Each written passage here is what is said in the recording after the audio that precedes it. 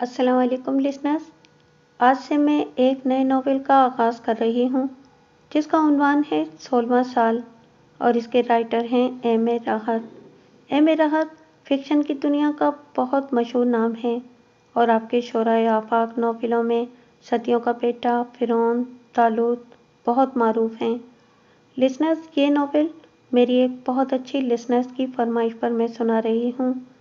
अगर आप सबको भी ये नोवेल पसंद आया तो मैं इसे जारी रखूँगी, वरना 5-6 एक साथ के बाद सुनाना मौकूफ़ कर दूँगी। अपनी राय से मुझे कमेंट करके आगाह ज़रूर कीजिएगा। तो आइए सुनते हैं नोवेल 16वें साल की पहली किस्त। तेरा सत्यानाश, मुस्टंडी, हत्यारी, फूल फूल कर कुप्पा हुई जा रही है। बाप की जेब में फूटी कौड़ी नहीं है कि तेरा मुंह काला कर दूं। हाथ पांव हिलाने में जान जाए है, ऐंठ रही है सुबह बिस्तर पर। अभी वो सब मुर्दारें जागेंगी और मेरी जान को रे रे पे पे लगा देंगी। माताजी रोटी दो, माताजी रोटी दो। आटे की चक्की भी नहीं है घर में। अरे मैं कहती हूँ, उठती है या नहीं? आटा तेरा पति पीसेगा आकर। उठती है या तू कमर पर लाद? सरला देवी ने एक ही सांस में दिल की पूरी भड़ास निकाल डाली और शक्ति आंखें मलती हुई उठकर बैठ गई। उसने दोनों हाथ उठाकर पुरसुकून अंगड़ाई ली और मुंह चलाने लगी। सुबह हो गई माताजी? उसने इत्मीनान से पूछा। हाँ, सुबह हो गई। अरे मौत आई, सूरज सर पर आने वाला है और तू सुबह को रो रही है। उठ, आटा पीस, गेहूं चक्की के पास रखे हुए हैं, जल्दी कर, मैं चूल्हा झोंक लूं। गीली लकड़ियां लाकर मार दी हैं मेरे सर पर। इस मुए मुर्दार को तो संसार में आना ही नहीं चाहिए था, और आ भी मरा तो मेरे ही सर पर मुसीबत आनी थी। कहीं और जा मरता पकड़ बांधकर, कालक लगे इन नरखियों के मुंह पर। चौपर की तलाश में मेरे ही घर आके मरे थे और सत्यानाश हो जाए इनका, जिन्होंने आंखें बंद करके इसे मेरे पल्लू से बांध दिया। मुआ दिन भर चाक पर लठिया घुमाए हैं और मिले हैं वही अनाज के चंद दाने कि तन पर है तो पेट में नहीं, और पेट में है तो तन ढांकने के लाले पड़े हैं। सरला देवी देर तक बुड़बुड़ाती रही और फिर रसोई में घुस गई और बाकी गुस्सा लकड़ियों पर उतारने लगी। शक्ति ने बड़े इत्मीनान से बाहर जाकर मुंह हाथ धोया, बालों में कंघी की और मुतमईन होकर कोने में रखी चक्की की तरफ बढ़ गई। चक्की के पास पड़ी पीढ़ी पर बैठकर उसने दाने डाले और चक्की चलाने लगी। चक्की के दोनों पार्ट गुनगुनाते रहे और चक्की की चूड़ियां बजती रहीं कि अचानक शक्ति के हाथ रुक गए। वही आवाज़ सुनाई दी, फिर वही आवाज़ सुनाई दी थी, जैसे रात की तारीकी के सन्नाटे में चांदनी हंस पड़े। घूर अंधेरे की चादर में सोने के दाग चमक उठे। शक्ति के चेहरे पर खौफ उभर आया। दूसरे ही लम्हे उसने पीढ़ी से छलांग लगा दी और कांपती हुई रसोई में घुस गई, जहां धुआं भरा हुआ था और धुएं के मरगोलों में सरला देवी की बुड़बुड़ाहटें उभर रही थीं। माताजी, माताजी! शक्ति बुरी तरह चीखने लगी। क्यों, क्या हुआ? क्या मर गई तेरी? सरला देवी चिल्लाकर बोली। क्यों चीखती जा रही है? माताजी, भगवान की सौगंध माताजी, वही आवाज़, फिर वही आवाज़। शक्ति ने सरला देवी का बाजू पकड़ लिया। अरे अरे हथनी, संभाल खुद को, चूल्हे में झोंकेगी मुझे। झोंक दे, झोंक दे, पाप कट जाएगा, जान तो छूटेगी मेरी। माया की आवाज़ माताजी, जैसे सोने के सिक्के चटक रहे हों चक्की के पास। आओ सुनो, खुदा कर सुनो। शक्ति खौफजदा लहजे में बोली। ये इतला सरला देवी के लिए भी काबिल तवज्जो थी। वो खुद भी ये आवाज़ सुन चुकी थी और दिल मसोस कर रह जाती थी। काश काश ये माया इन्हें मिल जाए, पारे न्यारे हो जाएं, लेकिन इसकी मांग कहाँ से पूरी होती। पहला बेटा मुझे दे दो, मुझे निकाल लो। कई बार आलम ख्वाब में वो ये अल्फाज सुन चुकी थी। घर के मुख्तलिफ कोनों में माया छनकने की आवाज़ें वो कई बार सुन चुकी थी। ये आवाज़ें अक्सर व बेशतर उभरती रहती थीं, लेकिन अव्वल तो ये कि सरला देवी का पहला बेटा ही नहीं था। बेटे के आरज़ू में इन्हें 6 बेटियां भुगतनी पड़ रही थीं, और फिर अगर बेटा होता तो एक माँ के लिए ये बहुत मुश्किल काम था कि वो दौलत के हुसूल के लिए बेटे की कुर्बानी दे देती। लेकिन ये आवाज़, माया की आवाज़, इनके लिए बहुत दिलकश थी। सोने के सफ़ेद सिक्के एक आबशार की शक्ल में इनको अपनी निगाहों के सामने गिरते हुए महसूस होते और यूं लगता था जैसे इनके बदन में हौले हौले गुदगुदियां हो रही हों। सरला देवी एक लम्हे के लिए खोसी गई, फिर एकदम ही संभल गई और बोली, तो मैं क्या करूं? आवाज आ रही है तो आने दे, हम कोई इस माया को हासिल कर सकते हैं। उन्होंने उदास लहजे में कहा। मगर माता जी, मैं अब चक्की के पास नहीं जाऊंगी, शक्ति ने खौफजदा लहजे में कहा और आंखें मलने लगी। रसोई में धुआं भरता जा रहा था। क्यों नहीं जाएगी? आटा पिस गया क्या? अभी कहाँ? हूं तो यूं कह, ये माया की आवाज इसलिए सुनाई दी थी तुझे। चल चल, आटा पीस जल्दी से, फिर इसे गूंदना भी है। चल जल्दी कर। सरला देवी ने जलती हुई लकड़ी उठा ली। भगवान की सौगंध माता जी, मैं डर के मारे मर जाऊंगी, तो मेरे साथ चलो ना। मैं आटा पीसने से मना तो नहीं कर रही, शक्ति ने कहा। और आग कौन जलाएगा? यूं करो माता जी, चूल्हा मैं जलाए देती हूँ, थोड़ा सा आटा रह गया है वो तुम पीस लो, शक्ति ने मिन्नत करते हुए कहा। और सरला देवी बकती झकती चक्की की तरफ चली गई। पीढ़ी पर बैठकर उसने दाने डाले और चक्की की आवाज फिर उभरने लगी, लेकिन इसके साथ ही सुनहरे सिक्के फिर छनकने लगे। सरला देवी ने खौफजदा चक्की जोर जोर से चलानी शुरू कर दी। वो इस आवाज को दबाना चाहती थी, लेकिन सुनहरे सिक्के छनकते रहे और फिर एक आवाज इनके कानों में उभरी, मुझे निकाल लो, मुझे निकाल लो, पहला बेटा भेंट कर दो मुझे, मुझे निकाल लो। सच ही कहा है सियानों ने, माया अंधी होती है। सरला देवी जुलबुलाकर बोली, अरे बावली, मेरा बेटा ही कहाँ है जो तुझे दे दूं? दया करनी है तो खुद ही बाहर आ जा, हमारे भी दिन फिर जाएंगे, उन्होंने ठंडी सांस लेकर कहा और इसके साथ ही आवाज आना बंद हो गई। 6 बेटियों की माँ थी और बेटियों की फिक्र इन्हें खाई जा रही थी। शक्ति तो तूफान बन चुकी थी, लेकिन घर में कुछ भी नहीं था। कन्हैयालाल बेचारा कुम्हार था, चिकनी मिट्टी के बर्तन चाक से उभारता, भट्टी में पकाता और गांव में जाकर बेच आता। जो थोड़े से पैसे हासिल होते वो खाने पीने में खर्च हो जाते, कुछ बचता तो कहाँ से। 8 अफराद थे खाने वाले और सूखी रोटी भी कन्हैयालाल की आमदनी में 8 आदमियों का खर्च पूरा नहीं कर पाती थी, तो बेटियों की शादी के लिए कहाँ से आता। इसलिए बेचारी सरला देवी बेहद चिड़चिड़ी हो गई थी। हर वक्त किसी न किसी से लड़ती झगड़ती रहती थी, लेकिन कन्हैयालाल ठंडी तबीयत का मालिक था, पत्नी के दुख को भी समझता था और जानता था कि वो दिल की बुरी नहीं, बस हालात का शिकार है। बेटियां इन बातों से बेनियाज थीं और माँ की आदत की आदी हो चुकी थीं। माया कई बार छनक चुकी थी और इसकी छनक सरला देवी के दिल में हसरत पैदा कर देती थी। आज भी सारा दिन वो इसी ख्वाब में डूबी रही। रात को जब कन्हैयालाल घर में आया और उसने आज की कमाई सरला देवी के हाथ पर रख दी, तो खिलाफे तवक्को सरला देवी ने नाक मुंह चढ़ाकर गड़बड़ नहीं की, बल्कि पुरख्याल अंदाज में शौहर को देखती रही। कन्हैयालाल, जो इनकी जली कुटी का आदी था, सरला देवी को खामोश देखकर चौंक पड़ा। क्या बात है शक्ति की माँ, तबीयत तो ठीक है तेरी? हैं? हाँ ठीक है, चलो मुँह हाथ धोकर चौके में जाओ, मैं भोजन परोसती हूँ तुम्हारे लिए, सरला देवी ने कहा और रसोई की जानिब चल पड़ी। कन्हैयालाल थोड़ी देर तक हैरत से मुंह फाड़े खड़ा सरला देवी को देखता रहा और फिर ताज्जुब से गर्दन हिलाता हुआ मुंह धोने चला गया। इस दौरान प्रेमा इसके साथ आ गई। ये इसकी दूसरी बेटी थी, जिसकी उम्र 15 साल से ज्यादा हो चुकी थी।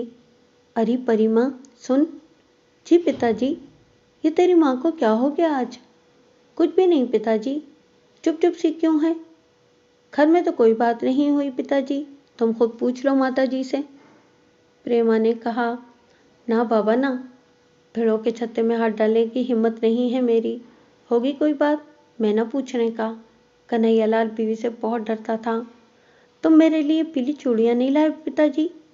कब से कह रही हूँ तुमसे।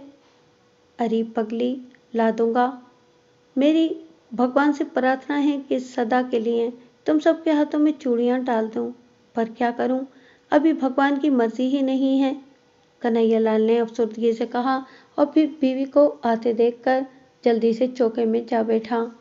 रात को उसने डरते डरते सरला देवी को मुखातिब किया, क्यों री, आज बड़ी चुप चुप है? हाँ शक्ति के पिता, बस सोच में हूँ। पति हूँ मैं तेरा।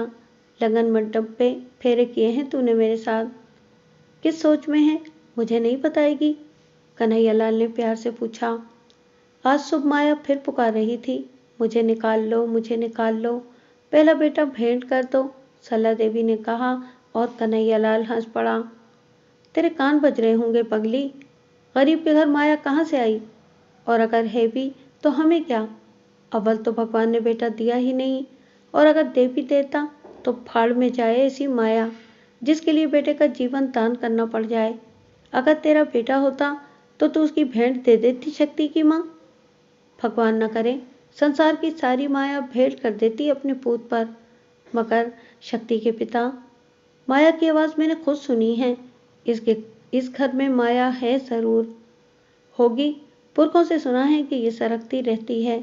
हो सकता है कहीं से सरक के आ गई हो। सदियों की रवायतें के बाज ऐसे कंजूस दौलतमंद जो संतान से महरूम होते हैं और इनके पास बेपनाह दौलत होती है, और वो अपनी दौलत को जमीन में छोड़कर इस पर आटे का एक पुतला बिठा देते हैं। काले इल्म वाले जोगी इस पुतले पर मंत्र पढ़ते हैं और पहली पूर्णमासी को ये पुतला नाग बन जाता है। फिर ये नाग इस माया की हिफाजत करता रहता है, और जब माया को जमीन में दफन हुए 100 साल गुजर जाते हैं तो ये माया जमीन से बाहर आने के लिए बेचैन हो जाती है और पुकारती है, मुझे निकाल लो और अपना पहला बेटा भेंट कर दो। और अगर कोई ये भेंट करने को तैयार हो जाए तो माया का नाग जमीन से बाहर निकलकर इसके बेटे को डस लेता है और माया जमीन से बाहर आ जाती है। बस ये जादू मंत्रों की बात है, इसके बारे में मुझे इतना ही मालूम है। पर शक्ति के पिता, इससे इस दौलतमंद को क्या मिलता है? सरला देवी तफक्कुर से बोली। भगवान जाने, पुरखों की कही बातें हैं जो सीना बसीना चली आ रही हैं। बहुत सी बातें ऐसी हो गए हैं शक्ति की माँ, जिनकी वजह से शायद ही किसी को मालूम हो। पर तू इसकी तरफ तवज्जो न दिया कर। बस ये सोचा कर कि भगवान ही सबका रखवाला है, वो ही सबको पालने वाला है, वो ही देता है शक्ति की माँ। तुम ठीक कहते हो शक्ति के पिता, हमारी तरफ से तो भगवान ने आंखें बंद कर ली हैं। 6 बेटियां हैं, 2 तो बिल्कुल ही जवान हैं, बाकी इनका मुकाबला करने के लिए दौड़ रही हैं। तुम्हारी कमाई से तो कुछ बचता ही नहीं है। भगवान जाने कैसे पूर पड़ेगी, कैसे इनके ब्याह होंगे, कैसे ये अपने घरों को जाएंगी। सरला देवी ने अपना सर दोनों हाथों में पकड़ लिया, इनकी आंखें आंसुओं से भर गई थीं। कन्हैयालाल का भी दिल भर आया। वो सरला देवी की फिक्रों से आगाह था, लेकिन फिर भी उसने अपनी पत्नी का गम हल्का करने के लिए हौसला किया और बोला, ये सारे काम भगवान के हैं शक्ति की माँ, मैं और तू कुछ नहीं कर सकते। और जो काम भगवान के होता है, इनके बारे में तू क्यों परेशान होती है? लो, ये खूब कही तुमने। भगवान ने आंखें बंद कर रखी हैं तो क्या मैं भी कर लूं? तुम्हारी यही बातें तो मेरा दिल जलाती हैं।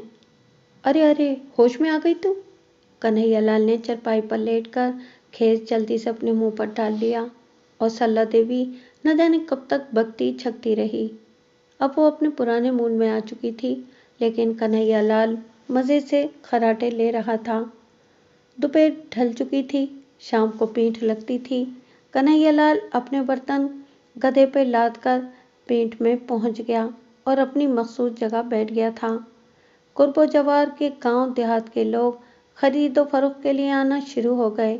कन्हैयालाल की निगाहें अपनी तरफ उठने वाले कदमों पर लगी हुई थीं, लेकिन यूं लगता था कि जैसे आज किसी को मिट्टी की हांडियों और बर्तनों की जरूरत नहीं थी। एक भी ग्राहक इस तरफ नहीं आया था। हर गुजरते हुए लम्हात के साथ कन्हैयालाल की आंखों में मायूसी तैरती जा रही थी। आज तो एक भी ग्राहक नहीं आया। हे भगवान, ऐसा तो कभी नहीं हुआ, आज कुछ न बिकेगा, बड़ी परेशानी हो जाएगी। शक्ति की माँ तो वैसे ही परेशान रहती है। वो सोचता रहा, लेकिन कुछ न हुआ। सूरज गुरूब हो गया, लोग उठने लगे। रात होने से पहले घरों की तरफ पलटना पड़ता था, क्योंकि रास्ते में जंगली जानवरों का खतरा भी रहता था। अक्सर हादसा होते रहते थे। आबादियों के दरमियानी रास्ते जंगलात पर मुश्तमिल थे, और इन जंगलों में कभी कभी गड़भग्गे और तेंदुए निकल आते थे और देहातियों को हलाक या जख्मी कर दिया करते थे। कन्हैयालाल की जेब में आज एक पैसा न था। उसने अफसुर्दगी से बर्तन समेटे और गधे पर बर्तनों को लादने लगा। सारे के सारे बर्तन ज्यों के त्यों थे। वो वापस चल पड़ा। दिल बहुत उदास था। शाम झुकती चली आ रही थी। गांव के रास्ते में एक बरसाती नदी पड़ती थी। उसके साथ साथ जंगली झुंड फैले हुए थे और अक्सर लकड़बग्गे इन्हीं झाड़ियों में छुपकर बैठ जाते थे। कन्हैयालाल न जाने किन सोचों में गुम आगे बढ़ता रहा और नदी के पास पहुंच गया। नदी के बीचों बीच पहुंचा तो अचानक उसकी निगाह दूसरे किनारे पर उठ गई। दूसरे लम्हे उसका दिल धक से हो गया। इसकी सीट में एक झाड़ सा खड़ा हुआ था और इसके पास कोई चीज मुतहर्रिक नजर आ रही थी। कन्हैयालाल का चेहरा खौफ से बिगड़ गया था। वो ठिठक कर खड़ा हो गया। आज तो तकदीर कुछ और ही कह रही है। माल भी नहीं बिका और शायद कुछ शामत भी आई है। मुमकिन है कि हिलने वाली शे लकड़बग्गा हो।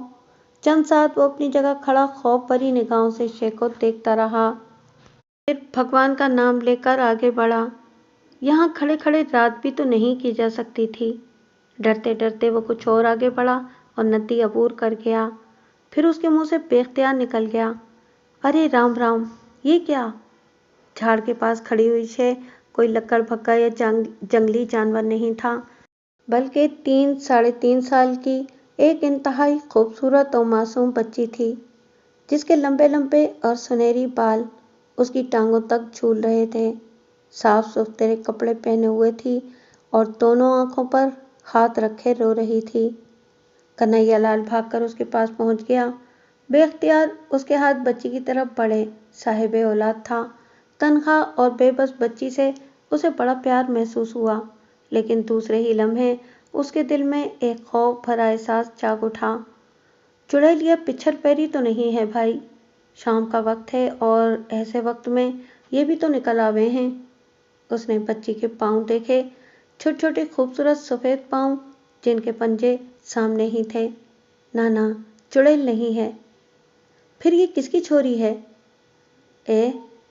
किसकी छोरी है तू? इधर कहाँ से निकल आई? अरे बोल, रात हो रही है।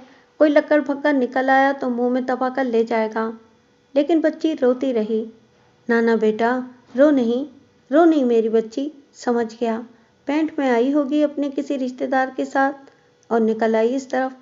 अब बोल क्या करूं? वापस गया तो रात हो जाएगी। रात और फिर? ना रे ना, चल आज तू मेरी मेहमान बन जा। अब यहाँ तो लगेगी पेंट 3 दिन के बाद ही लाऊंगा तुझे। चल बैठ जा इस सुसरे पर।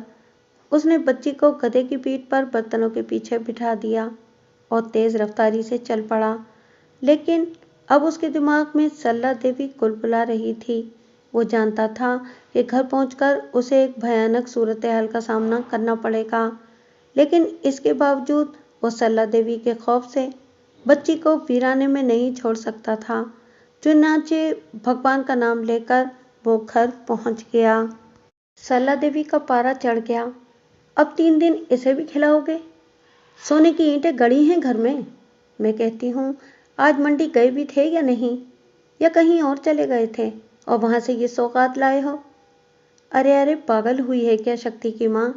तुझे बताए बिना कहीं गया हूँ आज तक? बस भगवान की लीला है, आज कोई ग्राहक ही नहीं आया। पर तू चिंता मत कर, कल की मंडी में बर्तनों के 2 घान ले जाऊंगा और भगवान ने चाहा तो बेचकर ही आऊंगा, कन्हैयालाल ने कहा। लेकिन सरला देवी का मुंह सीधा ना हुआ। वो बुड़बुड़ाती ही रही। अलबत्ता तमाम लड़कियों के हाथ ये खिलौना आ गया था। बच्ची की खूबसूरती को वो सब बहुत प्यार से देख रही थी। इसके सुनहरे बाल खास तौर से सबकी तवज्जो का मरकज थे। वो सब इस पर तरह तरह के तबसरे कर रही थी। शक्ति की तो इस पर जान ही जा रही थी। वो इसके एक एक उज़ू को चूम रही थी और इसे अपने करीब ले आई थी और किसी को भी इसके करीब नहीं आने दे रही थी। हाय राम दीदी, पिताजी 2 दिन के बाद इसे ले जाएंगे। कैसी सुंदर है ये दीदी। तुम पिताजी से मना कर दो ताकि वो इसे ना ले जाएं। हम इसे अपने साथ रखेंगे। ये बोलती क्यों नहीं दीदी? प्यारी प्यारी आंखों से सबको देखे जा रही है। अरे कुछ बोल। तेरा नाम क्या है? शक्ति की तीसरी बहन बतिया ने कहा, लेकिन बस बच्ची इन्हें देखे जा रही थी। अब तक किसी ने उसकी आवाज़ नहीं सुनी थी। कन्हैयालाल भट्टी में बर्तन लगाने चला गया। रात को शक्ति ने अपने साथ ही बच्ची को खाना खिलाया और फिर उसे अपने साथ ही सुला लिया। सारी बच्चियां नए मेहमान की खुशी में उसके साथ ही सोई थीं। दूसरे दिन भी वो खिलौना सबके लिए दिलचस्पी का सामान बना रहा, सिवाय सल्ला के। इन्हें इससे कोई दिलचस्पी नहीं थी। दोपहर को कन्हैयालाल हस्बे मामूल बर्तन लेकर चल पड़ा।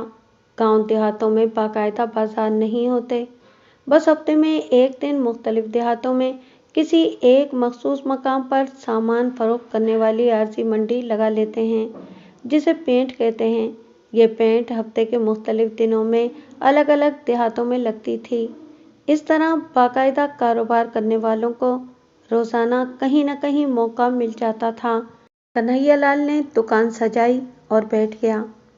पत्नी के खौफ से 2 दिन का माल ले आया था, मगर जानता था कि इतनी बिक्री कहाँ होगी। आज भी यही सूरत हाल रही।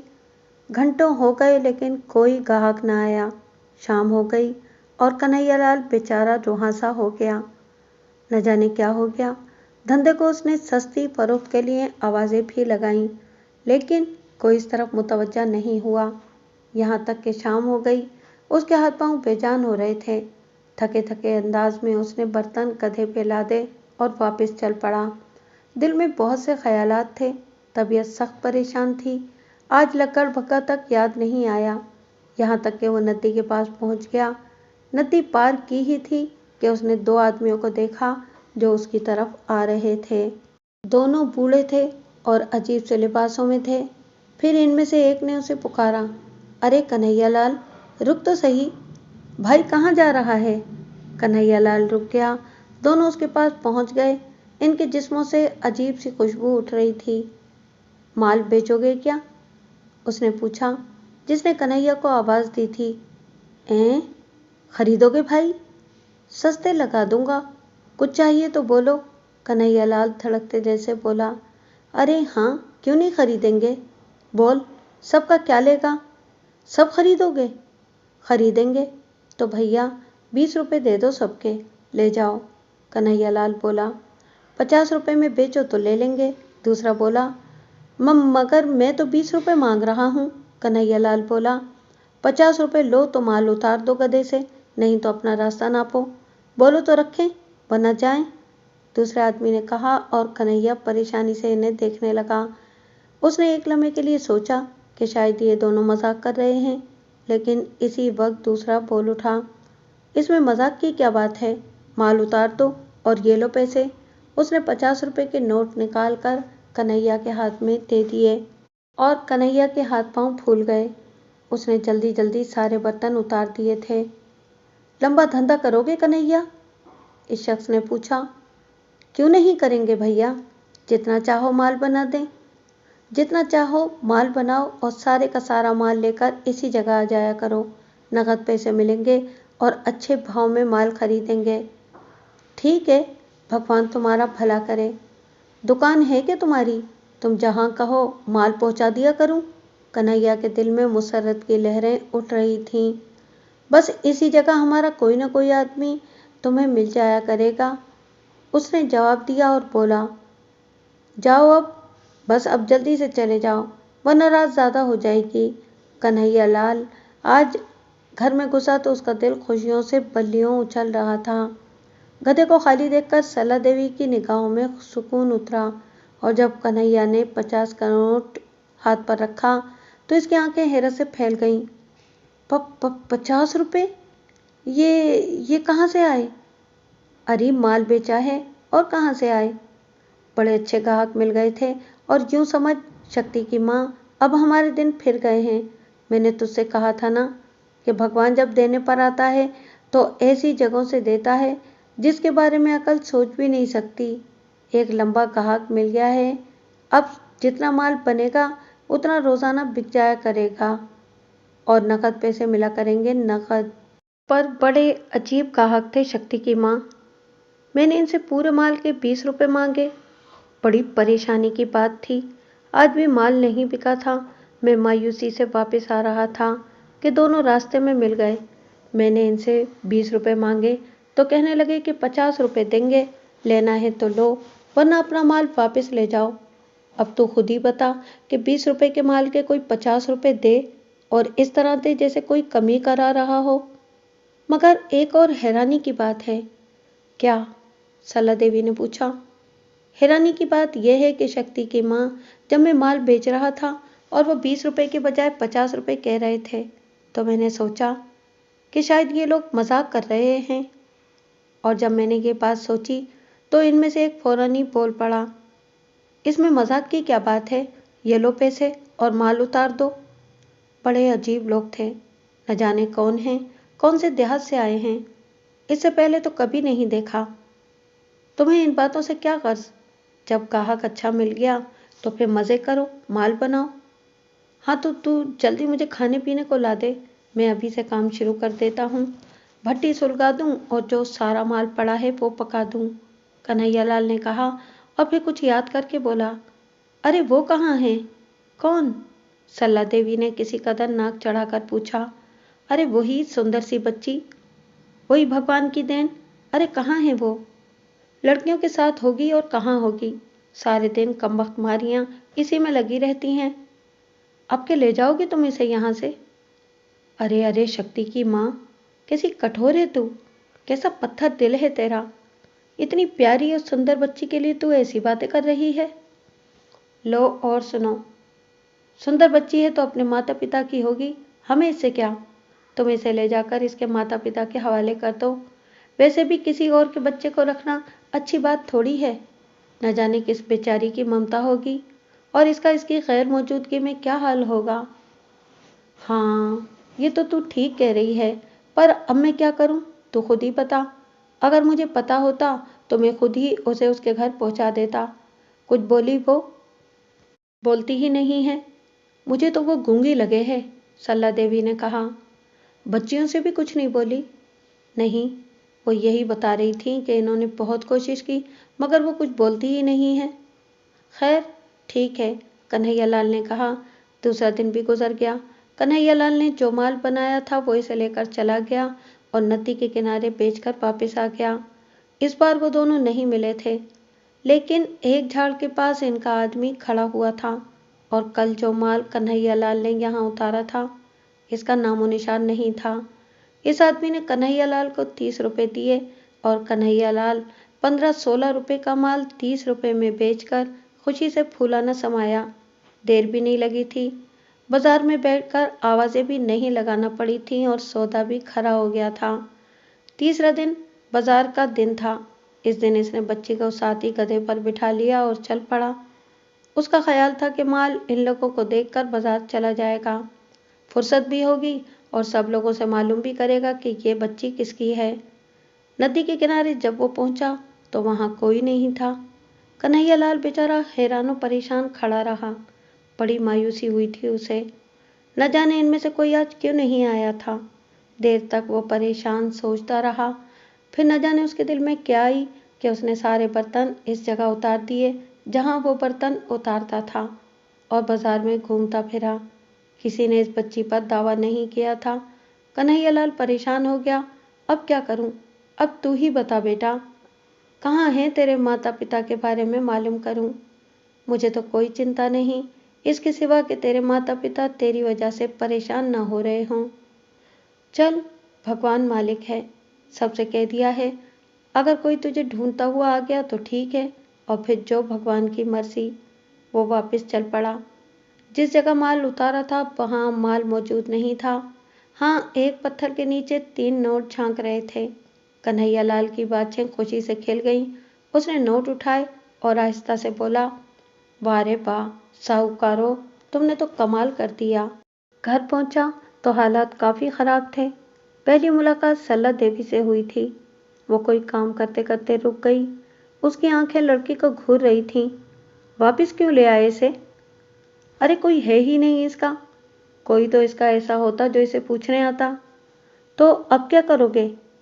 खोजता रहूंगा इसके घर वालों को, मिल गए तो ठीक है, नहीं तो सल्ला देवी गुस्से से बोली।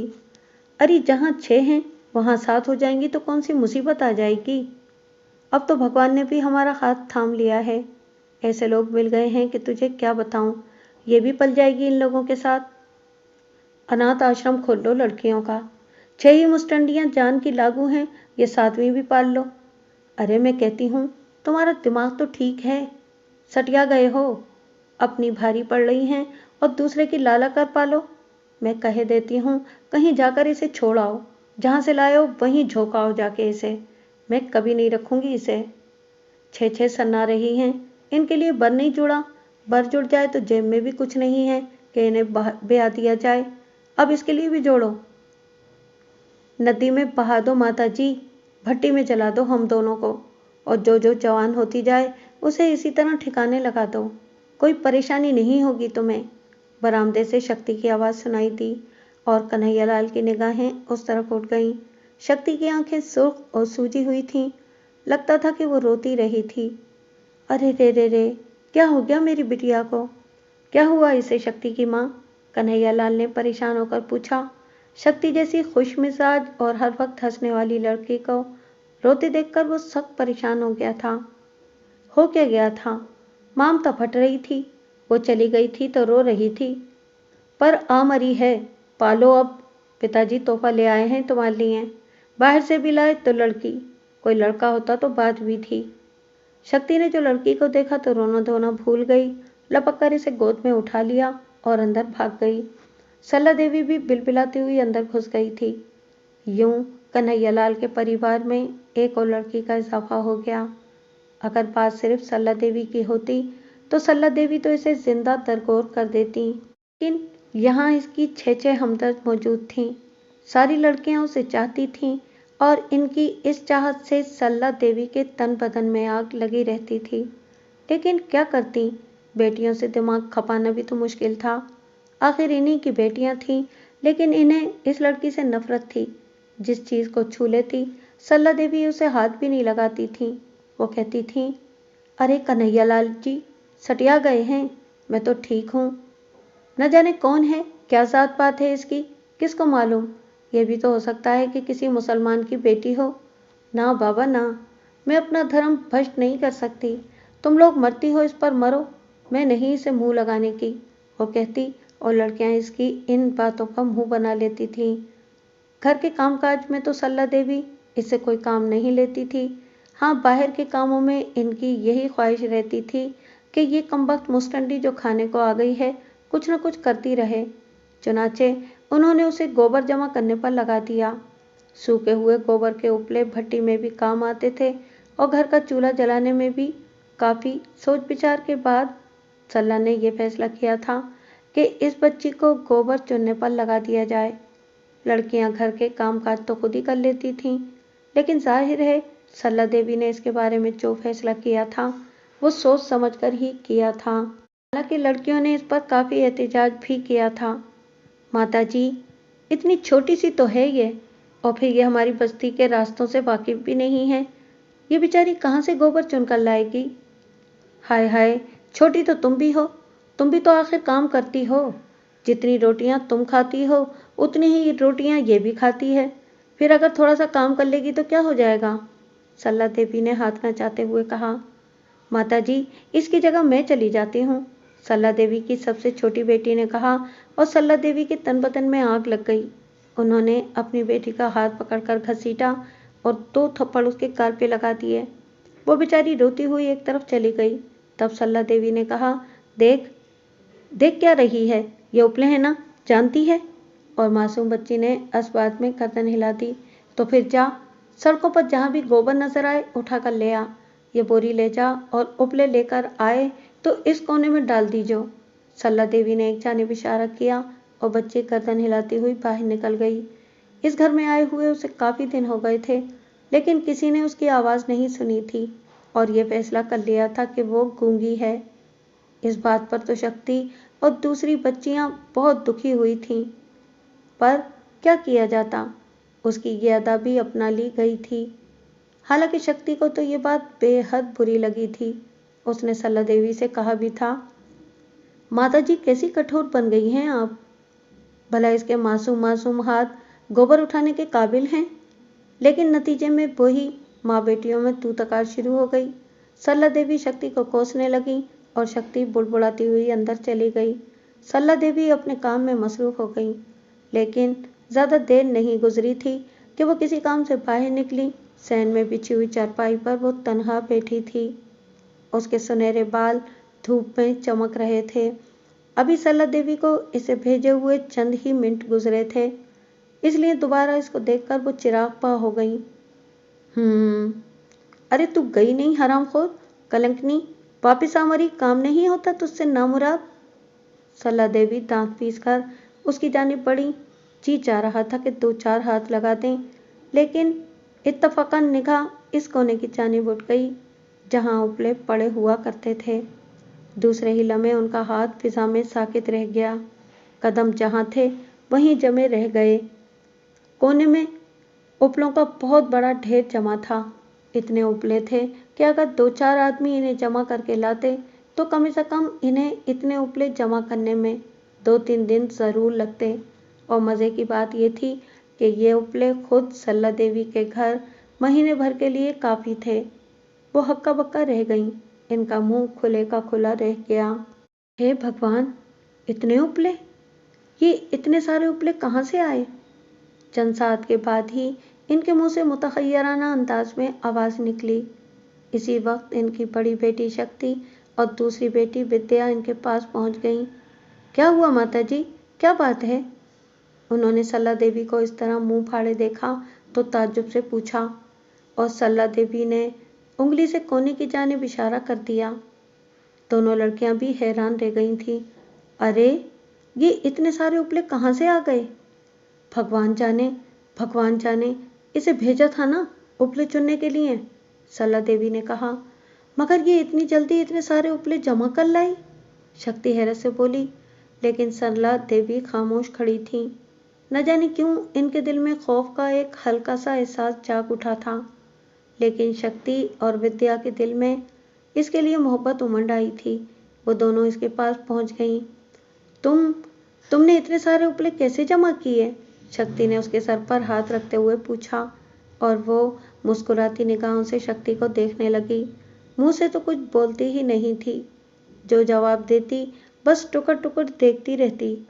शक्ति ने प्यार से इसे बाजुओं में भर लिया था। अब तो तुम्हें कोई शिकायत नहीं है ना माताजी, शक्ति ने सरला देवी से पूछा। लेकिन सरला देवी सब कुछ भूल गई थी। वो सिर्फ ये सोच रही थी कि आखिर ये इतने सारे उपले आए कहाँ से, कौन लाया है इन्हें इस लड़की से एक नामालूम सा खौफ महसूस होने लगा। वो खामोशी रही और शक्ति इस लड़की को लेकर अंदर चली गई। सरला देवी का खौफ अभी कम नहीं हुआ था कि दूसरे दिन फिर एक नया वाकया पेश आ गया। गांव का एक बदनाम आदमी घर में घुस आया। तेजा गांव भर में चोर की हैसियत से मशहूर था। वो कोई काम करता नहीं था, बस उचक्का गिरी करता था, और कई बार गांव वाले उसकी मरम्मत कर चुके थे। कहीं से कोई चीज उसके हाथ लग जाती तो वो इसे बेच बाच कर दारू पी लेता था। कन्हैया लाल के घर में भी वो किसी नेक नियत से नहीं आया होगा। पिछली दीवार कूदकर वो घर में घुसा। उस वक्त सब लोग सहन में थे, सिवाय सुनहरे बालों वाली अजनबी लड़की के, जिसे शक्ति प्यार से चंपा कहने लगी थी। सुनहरे बालों वाली चंपा कोठे से निकल रही थी कि तेजा की निगाह इस पर पड़ी, और दफतन उसके पूरे बदन में सनसनी सी दौड़ गई। दौरान खून रुक गया।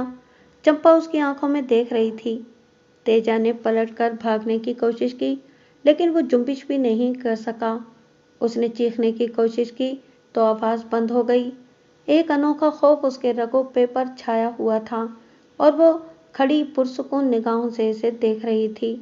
न जाने किस काम से सरला देवी कोठे की तरफ आई, और तेजा को देखकर इनकी चीख निकल गई, और दूसरे ही लम्हे वो तेजा पर टूट पड़ी। तेरा सत्यानाश पापी हत्यारे, क्यों आया था, बोल, क्यों आया था यहाँ। उन्होंने एक जोरदार लात तेजा की कमर पर रसीद की, और वो औंधे मुंह गिर पड़ा।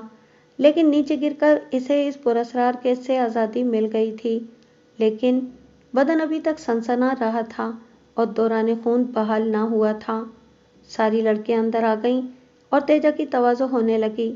जितना मन चाहे मार लो चाची, पर भगवान के लिए ये बता दो, ये भूतनी कौन है? तेजा खौफजदा लहजे में बोला। सुनहरी बालों वाली लड़की की तरफ उसने दोबारा देखने की हिम्मत न की। तू यहाँ क्यों आया था पापी? बोल, यहाँ क्यों घुसा था? चोरी करने चाची, पैसे नहीं थे मेरे पास। मगर मगर ये कौन है चाची? इसने मुझे पकड़ लिया। मार लो, जितना मन चाहे मार लो, मगर इस भुतनी से बचा लो। तेजा खौफ से कांप रहा था। सल्ला देवी इस बात का क्या जवाब देती? मार पीट कर इसे घर से निकाल दिया, लेकिन तेजा की बातें अब भी उनके जहन में गर्दिश कर रही थीं। रात को उन्होंने पति से दिल का हाल कहा। शक्ति के पिता, एक बात कहूँ? और कन्हैया लाल उसे देखने लगा। ये लड़की मुझे तो ठीक नजर नहीं आती। और राजदारी से बोली। कौन? चंपा? हाँ। तो ये कौन सी नई बात है? तुझे कभी वो ठीक नजर आई है? कन्हैया लाल मिनमिनाकर बोला। तुम सुनो तो, उस दिन आंख झपकते इतने उपले कहाँ से जमा हो गए? और फिर आज तेजा की जो हालत हुई वो भी देखने वाली थी। कहना क्या चाहती है तू? कोई बात जरूर है शक्ति के पिता। तुम्हें वो एक वीराने में मिली थी ना? हाँ मिली थी। और इसका कोई वाली वारिस भी नहीं मिला। मिल जाता तो वो तेरे चरणों में पड़ी होती। मेरी बात समझो, कहीं वो कोई बुरी आत्मा ना हो। राम राम राम, कैसी औरत है तू? ये नई सूझी है तुझे? शक्ति की माँ, कुछ भगवान का भी खौफ कर। औरत तो धरती पर भगवान का रूप होती है। तू कैसी औरत है जो एक मासूम बच्ची के पीछे ही पड़ गई है? वो जो कुछ भी है तेरे बुरे में तो नहीं है। मुझे तो वो लक्ष्मी लगे है। जिस दिन से इस घर में आई है दिलक दर्द दूर हो गए। जितना माल बने हैं बिक जाए है। देख शक्ति की माँ, इसकी मुखालफत छोड़ दे, ये हमारे हक में बेहतर है। कन्हैया लाल ने कहा। मैं इसे कौन सा खाए जा रही हूँ? चूल्हे में जाए। कभी पड़ गई तो सर पर हाथ रखकर रोना, कहे देती हूँ मैं। सल्ला देवी ने जवाब दिया। बाहर बादल गरज रहे थे। शाम ही से आसमान बादलों से ढका हुआ था और अब यूं महसूस हो रहा था कि जैसे बारिश हो जाएगी। तेरे सर पर हाथ रखकर नहीं रोऊंगा मैं, चिंता मत कर। चल बर्तन उठवा ले, बारिश होने वाली है। बाहर बिजली कड़क रही थी। देखते ही देखते बारिश होने लगी। लड़कियां बहुत देर की सो गई थीं। दोनों मियाँ बीवी ने बर्तन संभाल कर रख दिए और फिर अंदर घुस गए। थोड़ी देर के बाद कन्हैया लाल भी खर्राटे लेने लगा था, लेकिन न जाने क्यों सल्ला देवी को नींद नहीं आ रही थी। वो जागती रही। फिर इनकी आंखें भी बंद होने लगीं। अचानक उसके कानों में एक आहट उभरी। ये आहट बारिश की आवाज से अलग थी। वो चौंक पड़ी। तेजा का ख्याल आ गया था। वो उठकर कोठे से बाहर निकल आई। सहन में जलथल हो रहा था। इनकी निगाहें सहन में भटकने लगीं। एक बार बिजली चमकी तो उन्होंने एक अजीब मंजर देखा। चंपा आंगन के बीचों बीच खड़ी थी। उसके दोनों हाथ आसमान की तरफ बुलंद थे और सबसे खौफजदा चीज जो उन्होंने देखी वो चंपा के बाल थे, जो उसके पैरों से गुजरकर जमीन पर बिखरे हुए थे।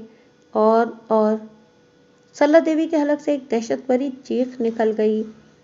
हवाओं का शोर, बारिश की सनसनाहट और बादलों की गर्ज में सल्ला देवी की ये चीख अंदर सोते हुए लोगों में से किसी ने नहीं सुनी थी। सल्ला देवी ये दहशतनाक मंजर बर्दाश्त नहीं कर सकी और हाँफती कांपती पति की तरफ दौड़ी। इनके सारे बदन के रोंगटे खड़े हो गए थे। दिल जोर जोर से धड़क रहा था। आसाब इस तरह बेकाबू हो रहे थे कि वो अंदर पहुंचकर कन्हैया लाल पर गिर पड़ी और उसको झंझोड़ने लगी। देखो, बाहर निकलकर देखो, देख लो अपनी आंखों से, मैं तो हूं ही पागल। क्या बके जा रही है? कुछ मुंह से भी तो फूट, क्या हो गया है? कन्हैया लाल को एहसास हो गया कि कोई न कोई बात जरूर है। वो बिस्तर से नीचे उतरा। सल्ला देवी इसे घसीटती हुई बाहर सहन में ले आई थी। कौंधे अब भी हो रहे थे। सहन में बारिश जलथल किए हुए थी, लेकिन सहन खाली था। वहां कोई नहीं था। चली गई, भगवान की सौगंध अभी यहाँ थी। वो बेख्तियार बोली। कौन थी? कौन थी यहाँ? क्या बक रही है? अरे वही, भगवान की सौगंध, मैंने अपनी आंखों से देखा था। इसके लंबे लंबे बाल जमीन पर बिखरे हुए थे और सोने की तरह चमक रहे थे। इतने लंबे हो गए थे इसके बाल कि मैंने सारी जीवन नहीं देखे। हाय राम, अभी तो यही थी। बोलेगी नहीं कौन थी? कन्हैयालाल को अब गुस्सा आने लगा था। बारिश की रातों में नींद बड़ी मज़े की होती है। चंपा, चंपा, सरला देवी के मुंह से बेश बमुश्किल तमाम निकला और कन्हैयालाल इसे घूरने लगा। फिर तुझ पर चंपा का भूत सवार हो गया? सपना देखा था कोई? भगवान की सौगंध नाथ, भगवान की सौगंध। वो सहन में यहाँ मौजूद थी, इसके बाल बिखरे हुए थे और वो आसमान की तरफ मुंह उठाए कुछ बुड़बुड़ा रही थी। देख सरला, देख, मन में जो भी है साफ साफ कह दे, क्यों फजूल परेशान कर रही है? कन्हैयालाल बेबसी से बोला। विश्वास करो नाथ, विश्वास करो मेरे ऊपर, झूठ नहीं बोल रही। मैंने अपनी आंखों से देखा है। आंख खुल गई थी, मैं बाहर आई तो मैंने इसे देखा और मैंने जो कुछ कहा है तुमसे ठीक कहा है। तो अब वो कहाँ गई? कहाँ गई वो? क्या आकाश पर चली गई? तू इसकी काट छोड़ेगी नहीं शक्ति की माँ। मैं कहता हूँ इंसानपन। एक मासूम बच्ची है, कोई वारिस नहीं है इसका। अगर तेरी बेटियों के साथ मिल जाए तो क्या हर्ज है? क्या खा लेगी हमारा? 2 रोटियां ही तो खाएगी ना बेचारी। मेरी बात मान ले शक्ति की माँ, अब इसके खिलाफ ये बातें करनी छोड़ दे। मैं तुमसे कह चुकी हूँ शक्ति के पिता, वो जरूर कोई बुरी रूह है। आ, अंदर चल, जरा मैं भी तो देखूं इस बुरी रूह को, देखूं वो कहाँ चली गई। कन्हैयालाल सरला देवी का हाथ पकड़े हुए अंदर उस जगह आ गया। वो उसकी दूसरी बेटियों के दरमियान सोई हुई थी और वो शक्ति की आगोश में मुंह छुपाए सो रही थी, बेखबर। उसकी गहरी गहरी सांसें उभर रही थीं। सरला देवी दंग रह गई। इन्हें अपनी आंखों पर यकीन नहीं आ रहा था। उन्होंने होशो हवास के आलम में उसे सहन में देखा था, वही थी, लेकिन इस वक्त कोई नहीं कह सकता था कि वो सो नहीं रही। कन्हैयालाल आगे बढ़ा और उसने सोती हुई बच्ची के सर पर हाथ फेरा। उसके बदन को टटोल कर देखा, लेकिन पानी का एक कतरा भी उसके बालों पर नहीं था और न ही उसके बदन का लिबास भीगा हुआ था। उसने पलटकर सरला देवी को देखा और आवाज दबाकर बोला, आ, इधर मर, आ मेरे पास आ। लेकिन सरला देवी आगे न बढ़ी, वो अपनी जगह खड़ी उसे घूर रही थी। तू कहती है कि वो थोड़ी देर पहले बाहर थी, मगर इसके बदन या बाल जरा भी नहीं भीगे, देख। कन्हैयालाल आगे बढ़ा और उसने सरला देवी को घसीट कर उसके पास खड़ा कर दिया। बोल, अब क्या कहती है? क्या कहूँ, क्या कहूँ नाथ? कुछ समझ में नहीं आता, सरला देवी ने परेशान लहजे में कहा और कन्हैयालाल चिल्लाए हुए अंदाज में उसका हाथ पकड़कर बाहर निकल आया। देख शक्ति की माँ, मैं तुझसे साफ साफ बात कर लेना चाहता हूँ। आज इस सिलसिले में तेरे मेरे बीच साफ साफ बातें होंगी और इसके बाद तू समझ ले कि इस बारे में तू वो सब कुछ कभी नहीं कहेगी जो आज तक तू इसके बारे में कहती रही है। कन्हैयालाल उसका हाथ पकड़े हुए अपनी आराम की जगह तक पहुंच गया। सरला देवी की गर्दन झुकी हुई थी। जो कुछ उन्होंने देखा था वो गलत नहीं था और हालात जो कुछ साबित कर रहे थे उसकी तरदीद भी वो नहीं कर सकती थी। कन्हैयालाल ने इन्हें उठा दिया। शक्ति की माँ, तेरी 6 बेटियां हैं, एक बार फिर कहता हूँ माँ बन। माँ का रूप तो भगवान का रूप होता है। तेरे मन में माँ का दर्द क्यों पैदा नहीं हुआ? आखिर वो भी तो किसी न किसी की औलाद होगी। अगर तेरी कोई बेटी इस तरह दरबदर हो जाती तो तेरे मन में कैसा दर्द होता? मुमकिन है इस बेचारी की कोई माँ ही ना हो। इस बिन माँ की बच्ची के खिलाफ तेरे मन में इतना क्रोध क्यों है? क्या इस बेचारी की माँ की आत्मा को दुख ना होता होगा? मगर नाथ, मैं क्या करूं? जो कुछ मैंने देखा है वो भी तो ठीक है। मैं झूठ नहीं बोल रही, भगवान की सौगंध खाती हूँ, मैं झूठ नहीं बोल रही। सपना होगा, ख्याल होगा तेरा। तेरे मन में इसके खिलाफ बुरी बुरी बातें आती रहती हैं। तो यही सोचती रहती है कि वो कोई पिछल पैरी भूतनी या चुड़ैल है। मैं कहता हूँ कि अगर ऐसी भी कोई बात है और हमें से कोई नुकसान नहीं पहुँच रहा तो क्या हर्ज है? अगर तू मुझे पागल न समझे तो मैं ये बात साफ साफ कह दूं कि जब से वो आई है हमारे दिल दर्द दूर होने लगे हैं। शक्ति की माँ, ये भी तो हो सकता है कि उसके आने की वजह से हमारे और भी सारे दुख दर्द दूर हो जाएं। जो कुछ हम सोचते हैं वो सब कुछ पूरा हो जाए। इस पर रहम कर शक्ति की माँ, रहम कर। भगवान बस तेरा भला ही करेगा। ठीक है नाथ, मगर मुझे इससे डर लगता ही रहेगा। तू डरती रह, डर डर कर मर जा। जा अब सो जा जाकर, नहीं तो मेरा दिमाग भी फिर जाएगा। कन्हैयालाल ने कहा और जाकर अपनी चरपाई पर लेटकर सर तक चादर ओढ़ ली और सरला देवी इससे कुछ फासले पर बैठ गई। वो अब भी कुछ सोच ही रही थी, लेकिन इनकी समझ में कुछ नहीं आ रहा था। दूसरी सुबह हस्ब मामूल थी। आज कन्हैयालाल भी अपने काम पर नहीं गया था। रात को बारिश की वजह से बर्तनों की तैयारी मुकम्मल न हो सकी थी। भट्टा भी बुझा रहा था। पूरा दिन कोई खास बात नहीं हुई। सरला देवी रात को कन्हैयालाल को परेशान कर चुकी थी, इसलिए आज का दिन उन्होंने इंतहाई सुकून से गुजारा। उन्होंने सोचा कि अगर इनका रवैया किसी तौर चंपा के खिलाफ होता है तो कन्हैयालाल इसे बर्दाश्त नहीं कर सकेगा। बहरहाल वो शौहर था और वो इससे डरती भी थी। मौसम सही हो गया था, बादल खुल गए थे। चुनाचे शाम को कन्हैयालाल ने अपना काम शुरू कर दिया। उसने भट्टा पकाया और उसके बाद दूसरी सुबह अपनी तैयारियां मुकम्मल करके चल पड़ा। लड़कियां बालियां अपने अपने कामों में मसरूफ थीं। सरला देवी भी अपने काम में मसरूफ हो गई। इस वक्त वो एक कोने में बैठी हुई किसी काम में मसरूफ थी, सहन के। उन्होंने अपने पीछे कदमों की आहट सुनी। पलट कर देखा तो वह इनसे थोड़े फासले से गुजर रही थी। अंदाज में कुछ ऐसा चोरी चोरी का अंदाज झलक रहा था कि सरला देवी चौंक पड़ी। उन्होंने खौफजदा निगाहों से इसे देखा और इनकी आंखें उसका ताक़ुब करने लगीं। सहन के आखिरी कोने में पीपल के दरख्त के पास पहुंचकर उसने इधर उधर देखा और फिर एक हाथ से किसी को इशारा किया। सरला देवी के दिल में फिर खौफ और दहशत के आसार नमूदार हो गए। उन्होंने किसी को दरख्त से उतरते हुए देखा और दहशत से उछल पड़ी। ये शक्ल इनकी जानी पहचानी नहीं थी। अजीब भयानक शक्ल थी। स्याह चेहरा, स्याह हाथ पांव, बदन पर अजीब सा लिबास, और उसका चेहरा देखकर वो कांपने लगी। हालांकि काफी फासला था, लेकिन इसके बावजूद इन्हें इस आदमी का चेहरा साफ नजर आ रहा था जो दरख्त से उतरा था। और फिर इनके कानों में हल्की हल्की आवाजें आनी शुरू हो गईं। चंपा और वो शख्स आपस में बातें कर रहे थे, क्योंकि आवाजों में एक आवाज मर्दाना थी और दूसरी मासूम बच्ची की। सरला देवी का बदन सुन्न हो गया। वो दहशतज़दा निगाहों से इधर उधर देखती रही। दफतन वो आदमी हंस पड़ा, मकरू और खौफनाक हंसी। उसकी निगाहें सरला देवी की तरफ नहीं थीं, बल्कि वो इस बच्ची से बातें कर रहा था और सरला देवी ने पहली बार चंपा को बोलते सुना था। उनका दिल धाड़ धाड़ करने लगा।